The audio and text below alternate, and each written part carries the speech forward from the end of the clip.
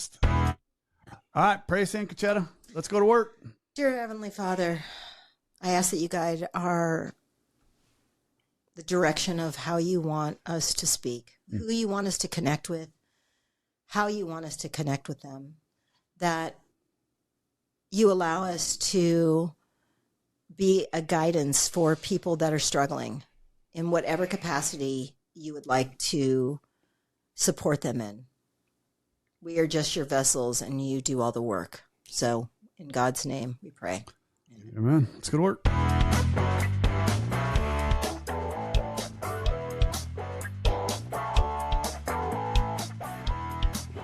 Don't act like you're reading over there. I'm reading. Well, I happen to open up to the chapter 2. There's a solution which talks about the two powers. Bill talks about the two powers that you need to get sober. Can't get sober with one. Two powers. Right? What are they? The power of the fellowship, the power of the psychic change or spiritual awakening. Larry's not in there. Larry is not in there. Fuck. Yesterday, our buddy Brad in our Saturday morning meeting, and he's very good at blowing my ego up as every chance he gets, and he. At group level, and what did he say? He said something, and it's not about Larry. It's not about Larry allowing the sun to come up. No, he said we're grateful that the sun came up. Larry woke up, so the sun rises. Because we know if the sun rises, Larry's awake, so we get another day of life. It's like a-hole. I love that guy though. A-hole. I mean, if your ego is ever out of control, just call that guy. Go tell Brad how good you feel about yourself. No shit. He'll find something. He'll figure it out. He will deplete it in a heartbeat. All right, welcome back. We have Concetta back with us and my pretty wife. We went through last week. That was a good episode, Concetta. You talked about that last time you were here. That's kind of your passion, and because you own what, 2 recovery centers? Yeah, I owned one in Malibu. Okay, and then I got out of Malibu and I went down to San Diego, and I opened it up there. That's right. So her passion was she sees a lot of corruption in there, right? And I did a lot of reading, and if you didn't listen to last week's, go back. It's a great episode. Damn, I'm sorry. There's a question I should have asked on the subject of recovery centers. Concetta, if let's say there's 10 of them, out of every 10 recovery centers, how many of them are good question. Are good? How many of them, give us some ballpark. In your opinion, 2 out of 10 are worth of shit. 3 out of 10 are worth of shit. Maybe 2. I'll be son of a bitch. Wow. That's what I mean. I don't know, that doesn't surprise me, but.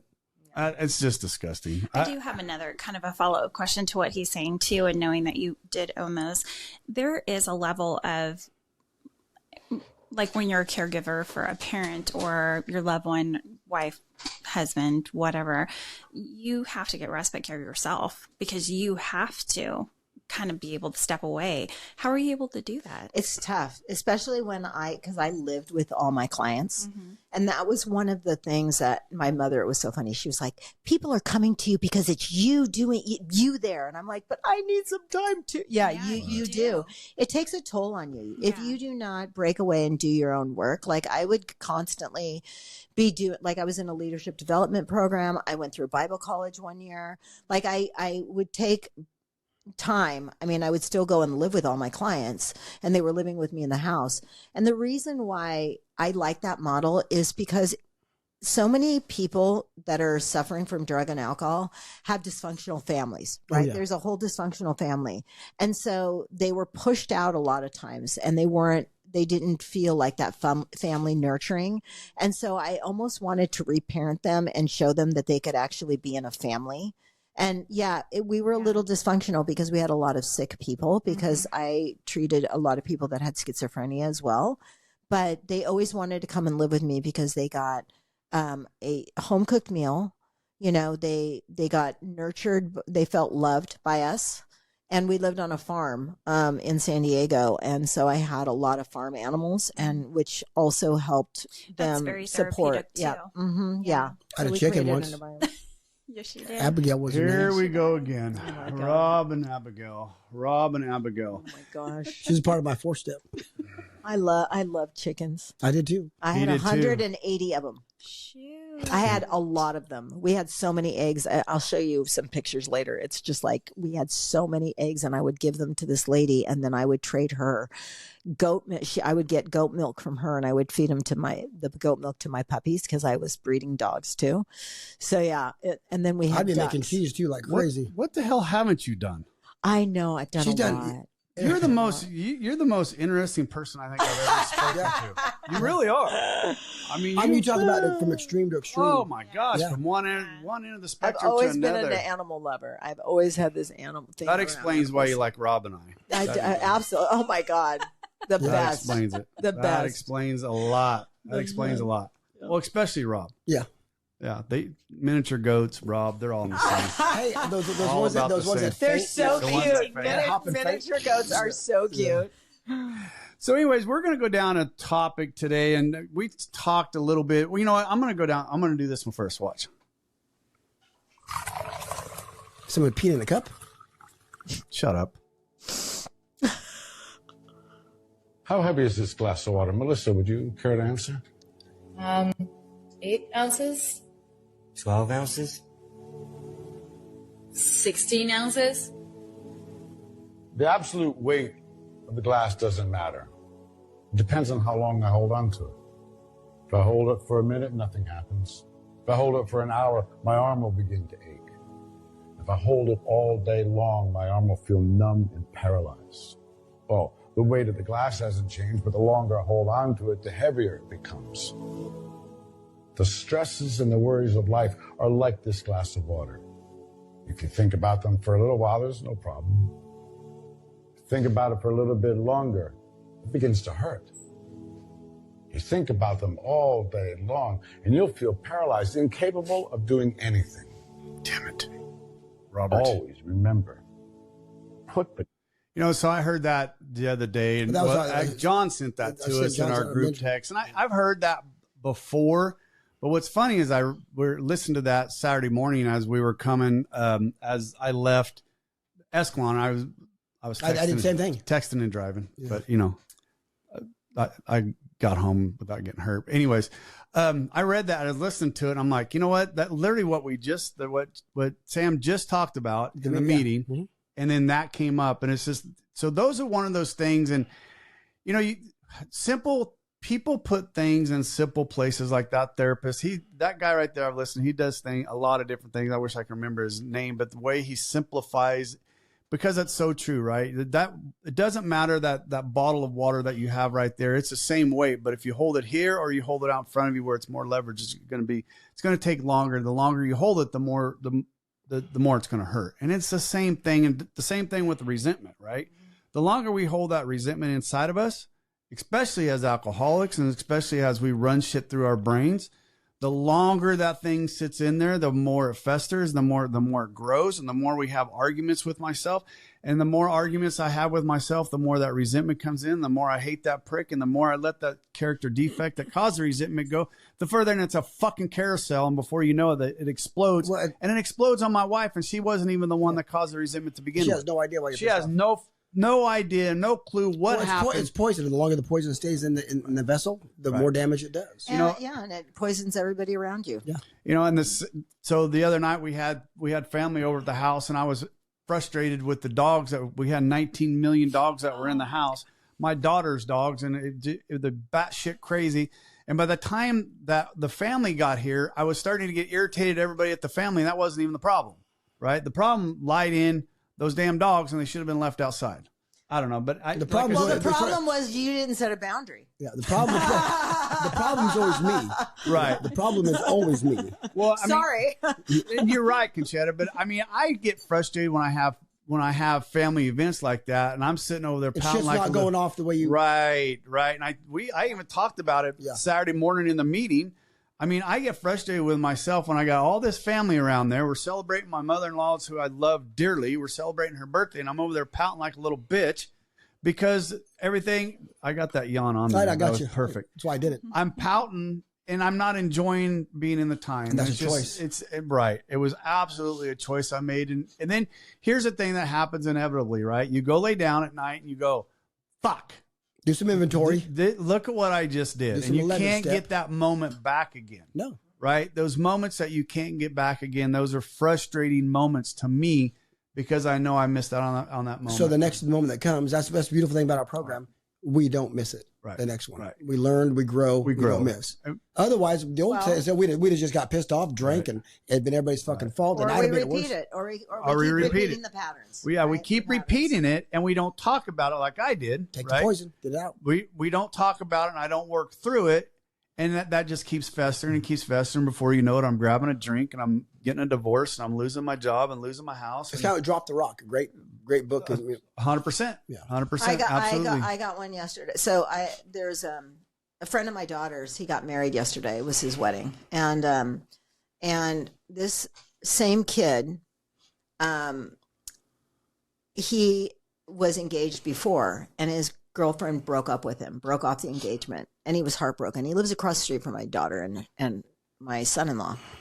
And I was inviting this kid over when I moved into town, and they would say, "Oh my God, Stephen is so sad. Stephen is so upset." And I'm like, "Oh my God, I'm going to invite Stephen to dinner." So I would call him up and say, "Come on over, Stephen," just so he wouldn't be by himself. And so I did that for a long time. And then he meets somebody and he's engaged and everything. And he also shares my son-in-law's birthday, same birthday in August, right? So I invite him over and his new fiance this last year in August to dinner, made them all dinner with his parents, right? Because I'm like, oh, it's a birthday party. Like, you come over, his parents lived around the corner. Do you know that both my sisters were included in this wedding and I wasn't invited? I was so freaking pissed, you guys. You want to talk about a resentment? When my daughter came home last night to tell me, no, this is like, I knew that I wasn't. I'm like, how the hell am I not invited? Like, I started going through the thing about my unworthiness, started touching my, why me? Why wasn't I included? I don't understand. Is it because I'm not a drinker? Is it because, I started labeling. Did you not like my spaghetti sauce? No, I'm like, what the frick? I even got the kid candles and his own cupcake to blow out. Like, I mean, what the hell? And so I had such a resentment, you guys. Last night when my daughter came home, and she came home and I was like, did anybody say anything about why I wasn't included? I'm still thinking about this stupid resentment. And nobody else is even thinking about it but you. No one else is thinking about it. That glass was getting heavy. It is getting heavy, and I'm like, why the hell? And when I came home, I'm like, I am not ever inviting him over for dinner. I told Sean this morning, I said, I'm just hope you know that on your birthday, I'm not inviting Stephen and his friggin', I'm not, and his wife over to my house to cook for. No, absolutely not. Don't even include them in the list. Because I always ask him what he wants me to make him and his friends for. I don't even want to see him. Like, what a little asshole I am. And you won every argument in your head, didn't you? Every argument. You won every argument. To justified resentment are the best, aren't they? Justified. Oh, yeah. Anyway, so that I heard that one, and like I said, it just goes back to that thing. It's how long, how free do you want to be? For sure, right? And how long do you want to hold on to that shit? And the longer you hold on to it, the worse it gets.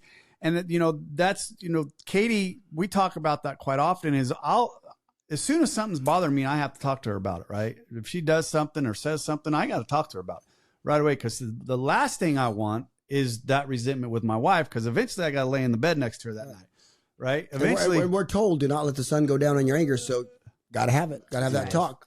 And it goes, once again, it goes for everything, even outside the alcoholic, right? That's not even an alcoholic. Those are the simple things in life that will make life easier as you go through the day. Just make alcoholic or non-alcoholic, it doesn't matter. Right. Well, how free do you want to be? Right. Well, and it's also, it's immature emotions. Yes. Like, have you guys ever read the King Baby list of characteristics? No. What is it called? King Baby. Oh, let me just pull it up. I get that. That's going to sum up the alcoholic right there. Oh my goodness. Speaking of talking, I mean, I'm going to go, while she's looking at that, I started reading this book. It's called Breathing Underwater. We talked about that the other day we talked about it in the Monday morning group and the Monday night group. They talked about it, and I've been looking for another book to read, and I started reading that book. That's been Grace has been. I'm going to tell you right now. Well, she's on another one, and this one right here. If you haven't read this one, Breathing Underwater, and you've been through the 12 steps, this one right here is absolutely incredible. So sing it. The king baby syndrome describes an emotionally immature, self-centered, and entitled adult who demands immediate gratification, control, and special treatment, much like a demanding infant. Damn right. So, core characteristics of king baby: self-centered and entitled, emotional immaturity, high need for control and attention, lack of responsibility and accountability, poor coping mechanisms, addiction connection. Common phrases and behaviors: that's not fair. I want it now. Amen. You should do this for me. That's right. Refusal to accept criticism or feedback. Using others to fulfill their own comfort and security needs. Somebody told That's good. my first sponsor. Send that to me. Yeah, my first sponsor basically said, King baby. That's so funny. Concetta, I need you to get this pamphlet.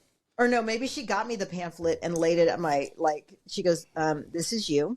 And I was like, what? I was so offended. And I read through it's almost like, have you ever read the characteristics of a borderline personality disorder? It's kind of similar. It's like, oh my God. Oh no. So I started reading that and, I started rehashing my 4-step.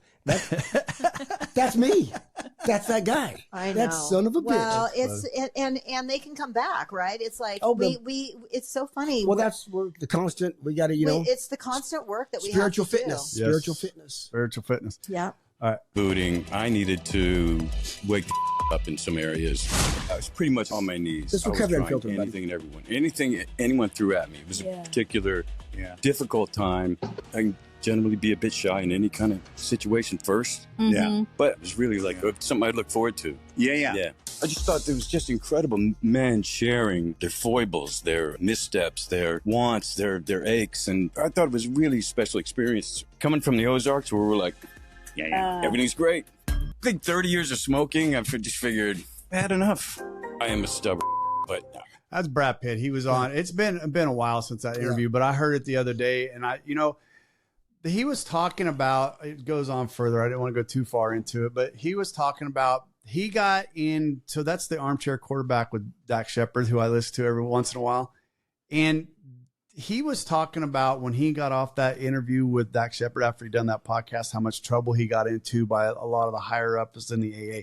Apparently, when you run around when you're a celebrity, right? When you're a celebrity, you get to, commingle with the higher ups of AA. Anyways, he was telling me, or he was explaining in that interview how he got into so much trouble with the higher ups of the AA for going on to and talking about his very open about his alcoholism. Right. And I don't understand that because think about this. And when Bill Wilson and Dr. Bob, when they wrote this, right. And there was none of anything close to this, what we have right now. No. Right? Not even social media, no. Nothing. There was nothing. I mean, they used to drive 2 and 3 days just to go to a meeting outside of town, right? So do you think in this day and age right now, Dr. Bob and Bill was in this age that they would get on to us about spreading the word of the AA like we're doing right now? I don't know. Dr. Bob, Bill Wilson, would not have a problem. Dr. Bob would have a problem. So keep it simple. That was his thing. Keep it simple. Dr. Bob was a purist. Bill Wilson wouldn't have a problem with this at all. He tried to make money on it. Yeah. That's Bill. Dr. Bob would have a problem with it, I believe. Yeah. I don't know what made me think of that the other day when I heard that, but it's just like, for me, what we have done what you and I have done on this podcast since we started this, I know of 3 people that have gotten into the recovery center because of this podcast. I know of 3. And I think there's a few more, and I'm working with a couple guys that I've never even met face to face, right? We talked about emails on the last one of people that we're working on through this. So if we can help one alcoholic, what does it matter? What the hell does it matter which direction we go or how it gets to that alcoholic? What the fuck does it matter? I don't see no problem. Speaking of marriage, by the way, Dustin and Priscilla were on the show. They got married last night. And I had a guy walk up and goes, "Hey, he heard me talking, so the voice stuck out." Whatever. He goes, "You're on the podcast?" I said, "Yeah, me and Larry," because he heard Dustin's. He goes, "Yeah, I listen to because Dustin's his sponsor." And he goes, and so I just started listening to. He goes, "The one with Derek, the Marine, the last week, the Marine." He said that really, really touched him. And so please, he said thank you, and it really made a great impression on him. So Oh, that's good to hear. It was. I love it when people come up to me and ask me that. I ran into a lady right here in the grocery store. I don't know. Shoot, it's probably been 6 or 7 months ago. Never met her ever in my life, but she must have recognized me. But she goes, hey, do you remember me? And I'm like, yeah. She goes, you guys are doing an amazing job on the podcast. I'm like, well, thank you.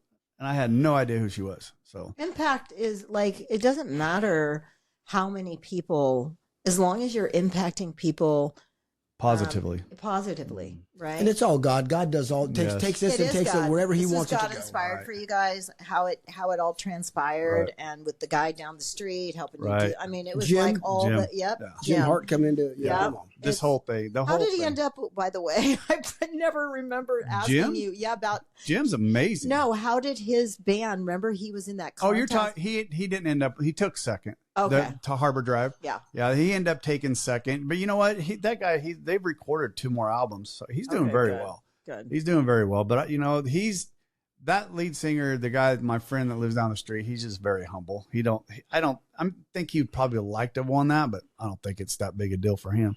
He just enjoys doing what he's doing. Brandon talked to me Saturday morning.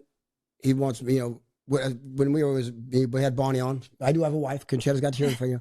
But the episode the last one we did with Bonnie and Katie, apparently Bonnie said something at the end of that struck a chord with Brandon's wife, Jamie. So now we're going to go to dinner and kind of, just our little group. Right. So I don't care who we touch, just touch somebody. Brandon said that he wants to bring her on. Oh yeah. Yeah. Yeah. So I mean I told him March 15th. Well, we have, so when we record on March 1st, I think it is, we already have that one booked. But who's that? Oh my gosh. I knew you were going to ask me that the minute I was saying I'm not 100. I don't remember off the top of my head, but March 1st, we already have guests booked for that. Then March 15th, I think Brandon and Jamie are going to come on for that one. If Stephanie doesn't come on. Oh, that's right. That's right. Stephanie's supposed to come on that one with her pimp. With a pimp. Yeah. So, and that's something. Yeah, that one, I'm going to tell you now. I would absolutely stop everything I'm doing to get that one. I mean, did you listen to it? Yeah. That one, if I can get that one on the pod, if we can get that one and God sees that one's going to be so good. So the other thing, Concetta, when we were talking about this and we were chatting, we talked about a little bit downstairs is that the cliques inside the fellowship and the meetings, and the same thing with the gentleman that I'm helping over in Reno. He was having the same problem, right? He's been through recovery 3 and 4 times, and he's starting all over again. Is he finally ready? So we've had many conversations. Okay. He's doing, today's probably day 13 or 14 that he's sober. If he made it, if he's made it, right, he was struggling. But one of the things that we had talked about is he couldn't find, every time he'd go into an AA meeting, he was having trouble. Yeah. I'm like, and he just didn't like the AA meeting, right? He just didn't like the meeting. And I'm like, listen, I can say this, and I'll say it very proudly. I can't go into an AA meeting that's a mixed meeting. I can sit here and talk to ladies all day long. It's different for me when I go into an AA meeting. I just can't do it. You can. You prefer not. Yes. Thank you, baby. Thank you. Yes, I can, and I can sit there and I can go through it. But if I want a hard hitting meeting, I go to a stag meeting. Well, let's be honest. We're men. Men's meetings are more conducive to what us. Mixed meetings are fine. 100%. And I go to some, but let's be honest. I haven't gone to one in a long, I went to primary a couple Sundays, but. Well, there can be weird okay, I'm just going to say this. You know what AA is a lot like? Fraternities and sororities. Okay. Well, we don't want it to be. No, but it is. But it's human beings. Right. And I'm gonna say this. My mother used to say those geeks that used to be geeks in high school are now like the higher ups in the fraternity. They think they're so cool, right? And AA can be a bit like that, where we get characters, right? We get a lot of people that are sick people, and they come into the meetings, and all of a sudden they create these groups, right? These groups, and it's almost like a very cliquey group where everybody laughs at their joke. It's like, oh my God, you guys, it's kind of gross. Like you can see it on the outside, what's going on. Right. And that's the thing that is distasteful for me. Right. I'm just like, that is so gross. Like, It is. I don't want to come in. If I go into a meeting, and I'll tell you, I go to this one meeting and I do it because I support somebody that goes to the meeting. So I go to be supportive for them. I go to support Rodrigo, like, and I go, okay, I'm going to go on to the meeting with you. And, it'll be a meeting that we go into, and it's an online meeting. And what happens is I sit there for 3 weeks. No one calls on me, right? And I'm like, and so I write in the chat. They're calling the same people. Same people over. Right. They So play they share tag the with same their shit. same shit. Right. And I'm just like, this is dumb. Like so I text the people, right? And I'm like, it has been my experience only, right? My experience. I'm Talking to myself. no, you know what I'm doing is I'm like weaponizing the language that I know that will be acceptable, right? Right, yeah. To people in recovery. Right. Right. Right. I know what I'm doing. Right. I'm going to be a dick right now. I'm going to fucking call you guys out. And you can see when I send the text, because the higher ups that are controlling the meeting, they're all like, Right. like you could see there. And I'm just like, okay, got it in. Yeah, right. Read it. Right. And I'm like, oh yeah. And I basically said, it's been my experience. I've had people tell me that they feel completely uncomfortable because it's very cliquey in this room. And, and I said, and you call in the same people. And if I want to hear the same shares every single day over and over again and get the same people, why not hear different messages? Right. And so it was so funny after that meeting. It's like, you would see this person go, I'm going to call in somebody I don't know. There you go. Know? And it's Well, like, your maybe point- they were your just point- unaware. But Your look what point you did. happened. Yeah, your point happened. Right. We were, like I said, we were talking, and that before, and that group that we run around with, that Rob and I run around with on Monday nights. Just let me bring it up, and then I'll let you finish what you're going to say. I worry sometimes, and I know what you're going to say because we talked about this before. I worry sometimes that they see that this little group of us pack come walking into these meetings, that people look at us and they look at us as a clique, right? Because we're a pack, right? There's about 27, 28, 30. I mean, honestly, if you get, everybody's We was on the at chat. 15 to 20 at a good meeting. Right. In our Monday night, boys. At any Monday night or Saturday or any meeting, we have there's- 8 to 10. Right. of our There's guys. always there 8 to 10. And when we start picking on, if it's a tag meeting, we'll go around our group of guys, right? That's just the way I am. I want to hear from Rob today. Well, I want to hear from Doug today, or I want to hear, we just kind of start going around with our guys. Well, I worry that we come off as a clique, right? And there's been people in those meetings say Rob's posse. They call it Rob's posse for whatever reason. That pisses me off. But then- I can't do nothing about it. So whatever. Then everybody inside the group calls it Larry's group. So what's funny, the people on the outside call it Rob's posse. The ones on the inside call it Larry's. But anyway, so that clique. Well, and I wasn't even going to talk about that. Oh, What I have, and you're going to agree, and I'm not going to mention the fellowships, but but that's the okay. Right. There's a couple of Oakdale. There's the hospital, but most of the I won't say problems, but most of the cliques are women, not the men. Mm-hmm. At PP, not the men, women. I agree. Over with there, that. not the men, women, agree. and they get in their caddy, and that's because here I've sponsored 2 women. My wife made me do it. One woman, she cut my wife's hair. She asked my wife, "Can I I?" remember you told me the story about how she was more of a guy. She got Well, and my wife Child. said, my wife goes, and I talked to my sponsor, and he said, well, no, we don't do that. Well, okay, I just got his opinion because anyway, but my wife said, listen, I'm not an alcoholic, well, she's not. She goes, but if I was, I would probably need a male sponsor, Rob, because women are nothing but catty bitches. I would not. And she goes, so this woman asked you for help. She asked me for help. You help her. Yeah. And there's a lot of that.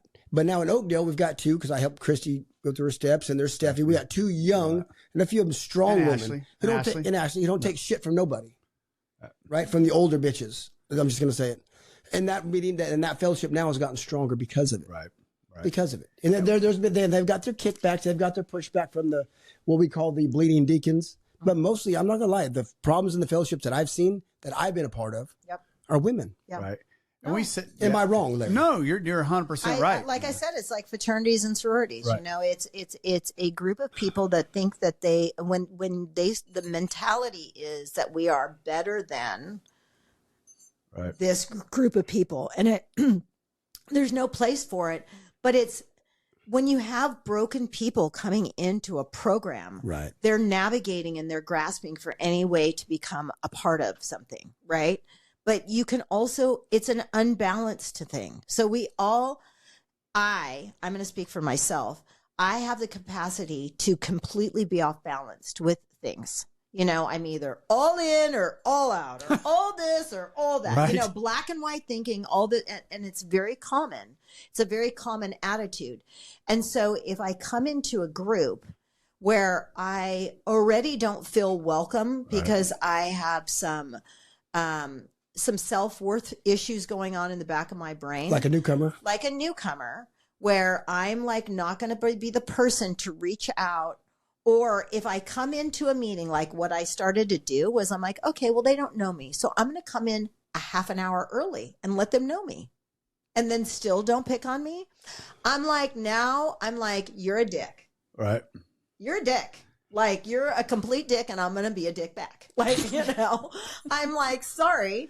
I'm just like, there is no reason to make other people, like, I'm a big girl and I got some big cojones, but there are other people that are sitting behind the scenes feeling the same way that could possibly go hurt themselves. Well, I mean, and that's different. Well, you and I were talking before we got back on the second podcast about the newcomer. Yeah. That comes, I mean, it's scary, one, just to come into a meeting, ask for a sponsor. You know, that's why I love why I think I've had God's had a lot of success, because I wait for that. You got to come in. You got to overcome that fear. Yes. Then for you to overcome the second fear of asking another man for help, you're ready. You want this. Yes. But we still got to be welcoming right into the newcomer, because they're terrified. They don't know what to say.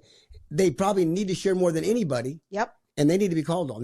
Because they're going to go home and, you know, hurt themselves. Hurt themselves. That's why, like, when I was doing the Saturday morning meeting for the month, open. Well, we feel I throw the topic out. Then who wants to come in? There's your opportunity. Now, if you don't, that's your fault, because you know then just people just share. I don't call on people. Well, I think that there's a little we feel like misfits a lot of times. Like I felt like a misfit, like I didn't belong. Like, and so if you take that and then you times it times 10 with somebody that really does have some esteem issues and really never was welcomed in life, right? This is the program. This is the bottom of the barrel. Right. This is where everybody should feel welcome. Absolutely. And when you do not create that energy inside of a room, and you like clothe it in like, just shut up. And remember what the old timers used to say, shut up and take the cotton out of your ears and put it in your mouth. They told me that. Yeah, they did that with me too.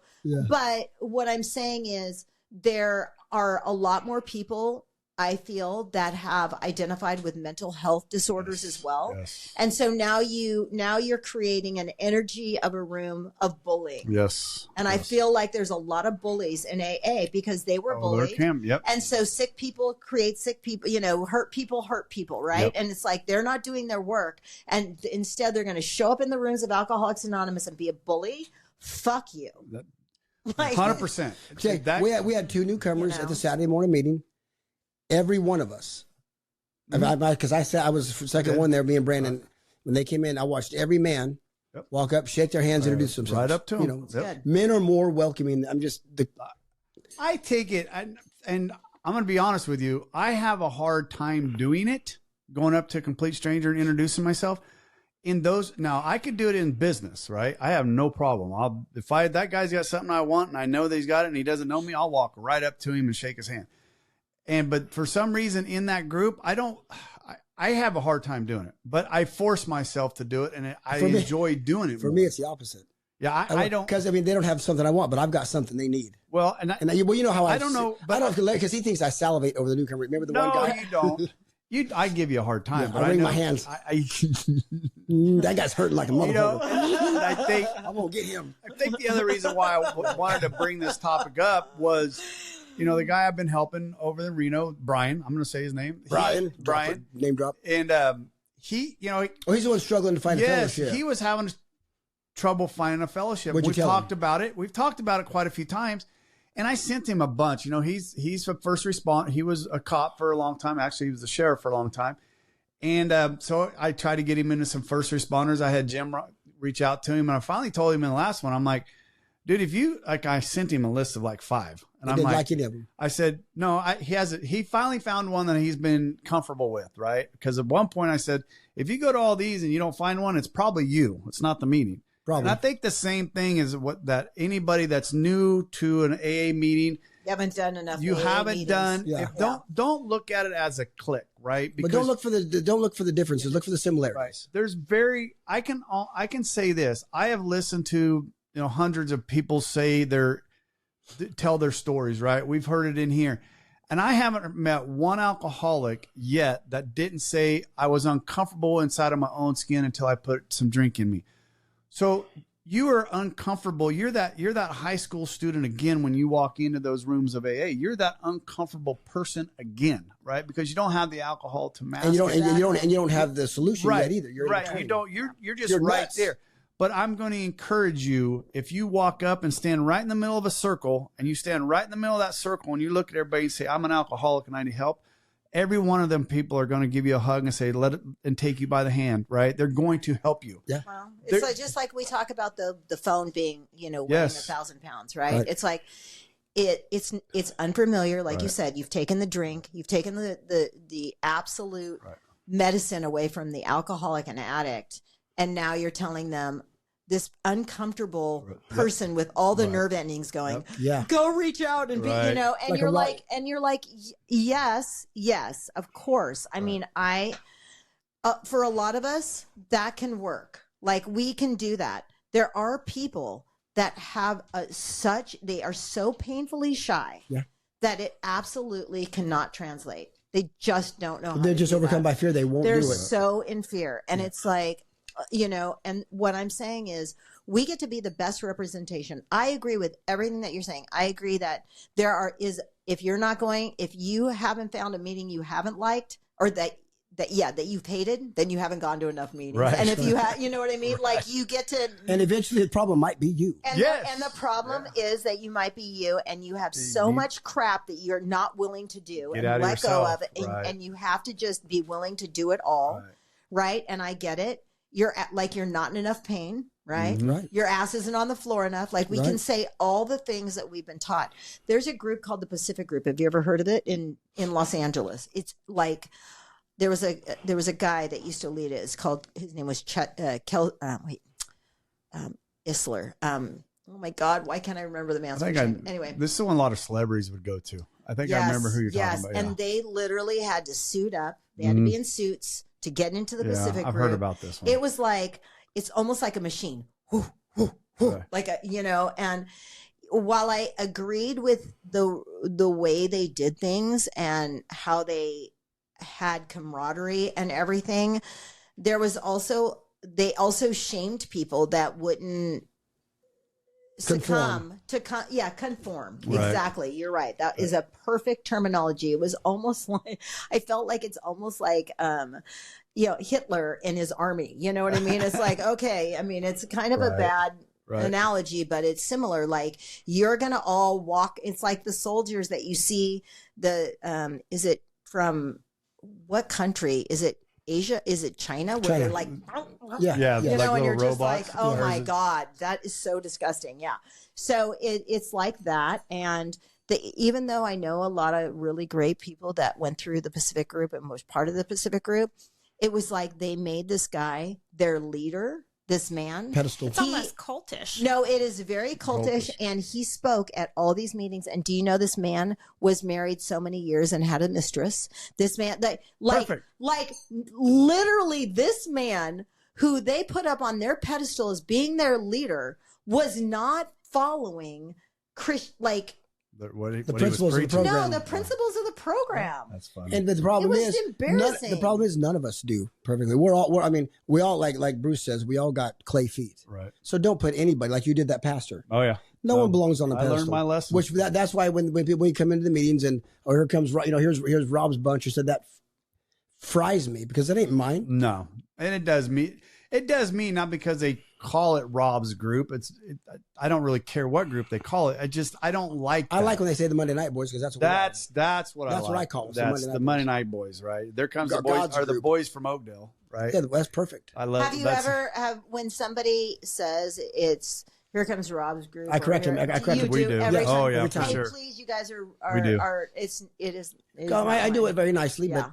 but I don't like it. Yeah. It's because it's not me. I mean, it's ours. It's not. It's God's group, really. Let's be honest. I mean, it got started with a resentment, a pistol that I didn't have, and Aaron.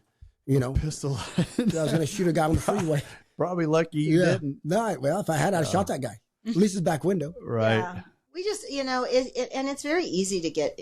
Of course, we have our favorite people, and like I was also a part of this group that went on sober vacations together, and we would have this guy from LA. He started a organization called Sober Vacations, and it's incredible what he has grown it to. Like, we will go to Club Med and we'll take all the booze out of Club Med. We'll take over the whole Club Med, and it's one speaker after another. And there's all these great speakers that come from all over the world. And it's everybody from, I mean, there's people from Paris there. It's as many people as Club Med, and we go to Mexico. I've been like 4 times. So we went to Turks and Caicos one time. I learned how to scuba dive there. We went all over the place, and they do a different trip every year. And so it's fun and it's cool. But we can also, again, like I said, we can look very culty. Right. We do. I know. We do. We do. And and same with if you're going to church as well, like we can Worse in church. Even worse. Yes, Worse in church. Exactly. And it's like where the pastors are like, you've got to do it this way, and you've got to speak this way, and all the people that are coming down underneath me has got to speak this way, and we got to be all comedians, and we got to be this, and we got to be that. And it's like, okay, guys, like, we got to be real. We have to be real and fresh, and we're not comedians. We're people trying to save their lives. Like, I just have the only difference between me and you walking in fresh is one day. Because my mental health some days makes me look like a freaking crazy person.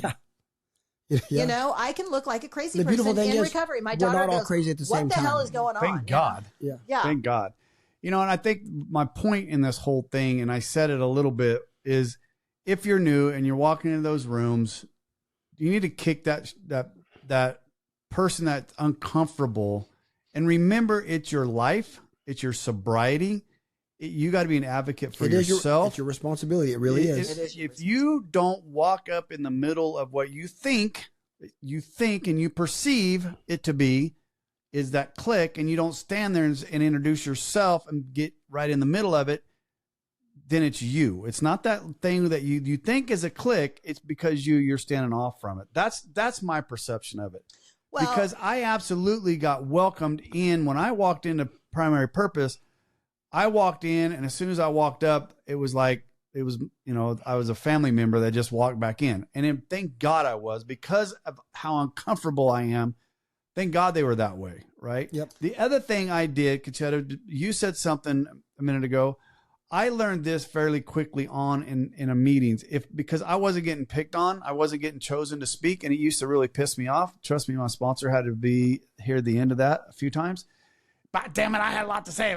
Fucking, What would you say when you'd go to that Waterford meeting and right. they didn't run it right, and then I said, "Well, why don't you run it?" And I did. He said, "Well," he goes, "Fuck you." Then he started cheering the meeting. Yeah. So what I would do is I still do it. I take a pad of paper with me. It's in my big book, or it's in a book. And if it's something I want to say, and I know there's a lot of people in there, I write it down, because the only thing I want to do is get it out of my head. It's not that I'm wanting somebody to hear it.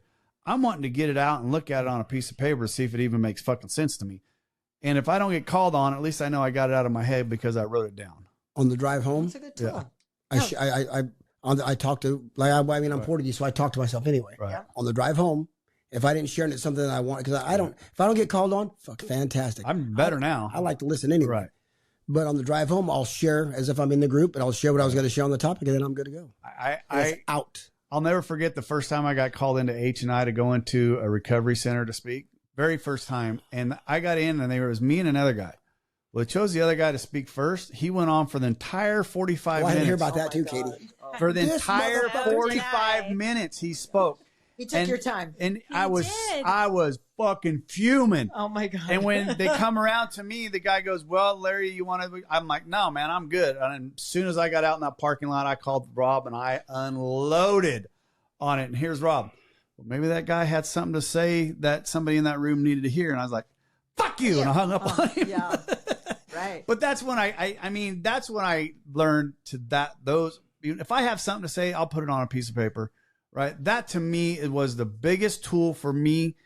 And if I didn't get caught, because not all the time do I have something to say, but if I something in my mind and something clicks, I got to write it down somewhere, and that's the way I get it out. You know the story. You know the thing that I like to say, and I don't follow my own words a lot, but it is, if you're going to make up a story, make a story that serves you, right? Yes. If you're because we create. Right. We're story making. Oh, that person. Oh, he looked at me. Oh, that's about me. Right. You know what I mean?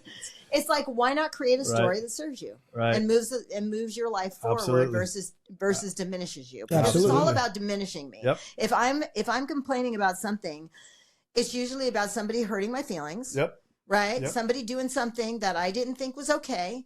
I am like a roarer. Like when I was in that meeting and I said all those things, I can get fueled by supporting others. Like I'm the underdog. I'm going for the underdog. Yeah. I'm protecting that underdog. Like, and it's like, that my self-righteousness and, it's like create a story, Concetta, that serves you. Right. Right. Maybe those people are very sick and they haven't done their work. Maybe you know what? That could 100%. That could be the story. Like those people really need to hear the sound of their own voices. Otherwise, they're going to put a gun in their mouth. I guarantee you. Okay. Right.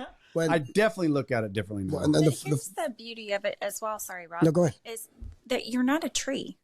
You're not planted there. Move. Go someplace else. That's Exactly. a great point. No, because I don't let go of anything unless it has claw marks all over it. I'm like, no, I want to stay until they fucking call on me and then I'm disappearing. Yeah. And then when they do, I'm going to say, I'll pass. Yeah. As soon as they call on me, fuck you guys, and walk out. No, you know what I say? I'm just listening. Yeah. Somebody did call me one day, and the next day I was like, no, I shared yesterday. Thanks so much. That's what I said. Let me call on somebody else. Like, I make a point for it to, like, go, watch how much more involved I The am. alcoholic and spite. We'll do anything out of spite. Exactly. We will cut off our own toes over my spite. God, But like I shared Saturday when Sam had his topic was, what was some of the main points you learned in your first year of sobriety? Right. And I got humbled. Well, when you come in, your ass is kicked. Well, I was, but my ass was fucking kicked.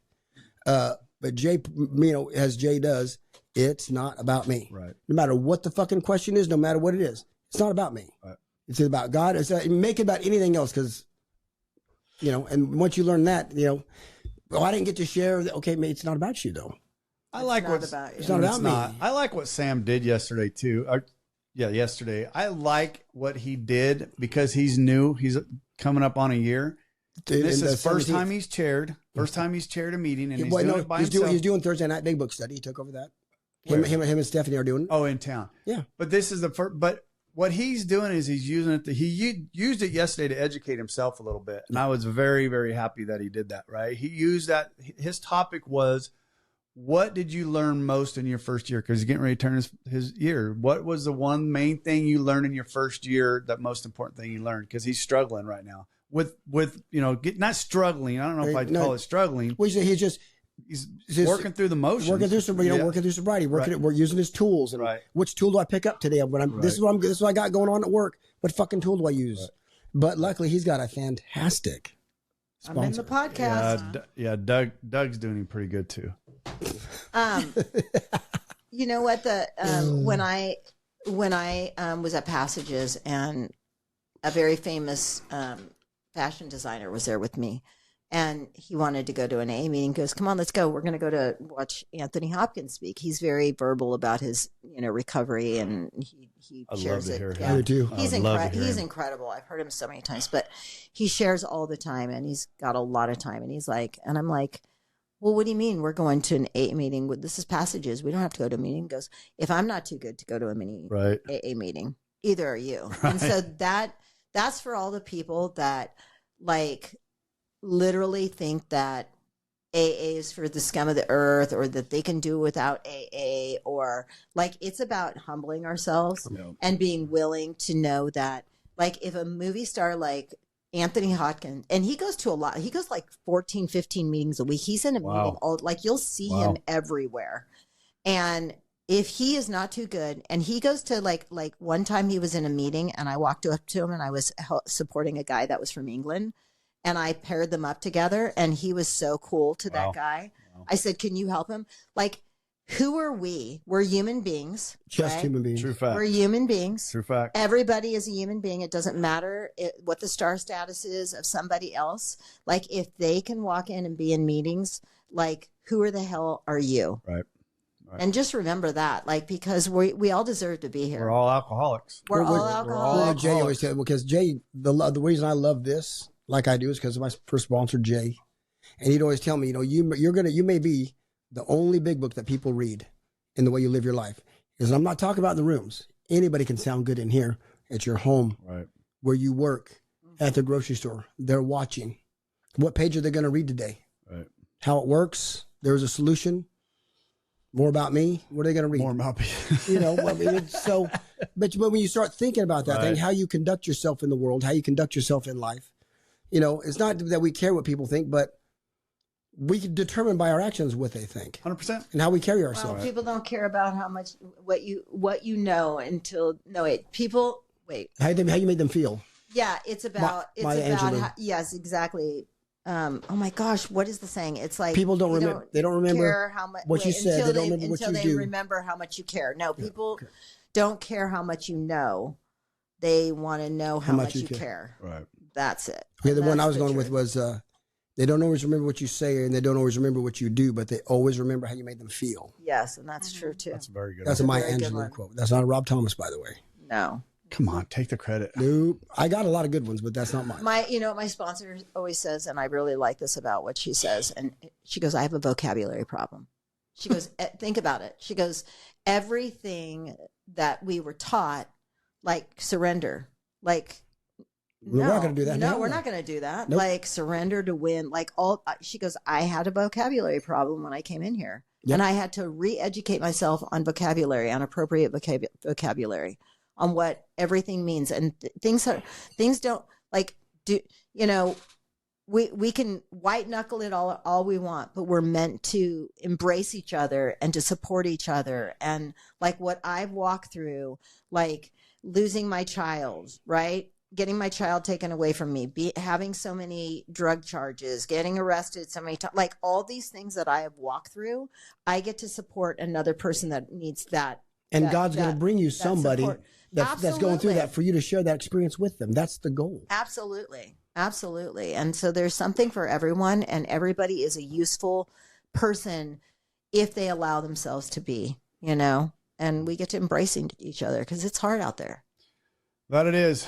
All right, Mr. Rob, we got to get Concetta home. Yep. Concetta? You say Concetta? God bless it.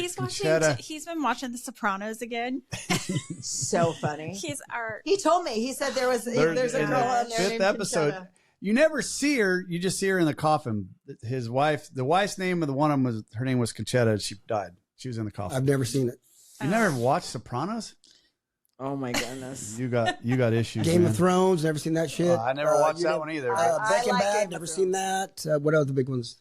Breaking Bad, I wouldn't watch. I never watched it. And I'm telling you right now, I don't like watched any of you it guys anymore. a couple of years ago, and it is such a good show. I could not Breaking Bad? I wouldn't watch it. You would think I'd watch it because of the methamphetamine. Well, that's the reason I wouldn't. I was like, why am I going to watch a show about meth? It was so It's good. so much more. Than that. Way more than you meth. have to watch it. Did you watch Just Call Saul? Yeah.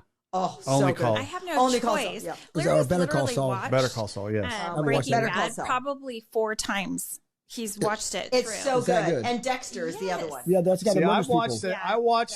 I watched the first go around of Dexter. I tried to get into the second one. I couldn't get into the second one. I watched the first round. Wait, you mean the first run But of this it. last The one- second one I couldn't get No, into. I haven't even. I can't get into But it. the first Dexter was. The other good one is Wire. Wire was on Wire is HBO. good, That's a too. great one. The only show I've watched was one called Reacher. Reacher's That's good. a good one. Oh, yeah. That's a good I one. enjoyed that. All right, I'm done with you people. I know. I'm telling you, my ADHD is just comes in That was good. super fast. Rob, like always, What do we you're got? amazing. I Tomorrow love we got you. Thank Monday you night, so man. much You- for having me. I'm leaving. again. I'm You're leaving not gonna be tomorrow. there. No, I'm leaving for Vegas. Thank you so much for Concetta, having you're me amazing. again. I You're love Okay, so amazing. when are we going to head down her way? I want to go to a meeting down there. I want to straighten them LA people out. Oh my God, let's do it. So I want to go to Colorado this summer, and anytime you want to go down there, you and I will go down there anytime you want. I mean, it's only a few hours away. It's where Jim Hart's at. Oh. And stop yawning. Oh my gosh. You got a 3-hour drive home. I do. All right, let's get out of Let's here. get some methamphetamines. Thank you. Stop it, a-hole. Podcast. We're We recovered. appreciate you being here today. If you'd like to reach out to us,